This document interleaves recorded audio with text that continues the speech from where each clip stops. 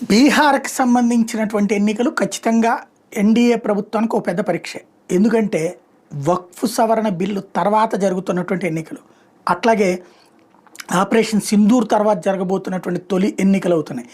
మరొక వైపున 18 non BJP ఎంపీల మద్దతుతో ప్రస్తుతం ప్రభుత్వం కొనసాగుతుంది. అంటే బీజేపీయేతర పార్టీలకు ఎన్‌డీఏ కాకుండా ఉన్నటువంటి 18 మంది ఎంపీలు బీజేపీకి మద్దతిస్తున్నటువంటి పరిస్థితి. బయట నుంచి ఉన్నటువంటి వాళ్ళు ఐఎన్డీఏ కూటమి కూడా కాదు. అదే సందర్భంలో మోడీ 3.0కి అతిపెద్ద పరీక్ష కూడా కాబోతుంది. ఆల్రెడీ మొన్నటిసారి సక్సెస్ అయ్యారు, మహారాష్ట్ర కావచ్చు ఇట్లాంటివి. ఇప్పుడు అత్యంత కీలకమైనటువంటిది.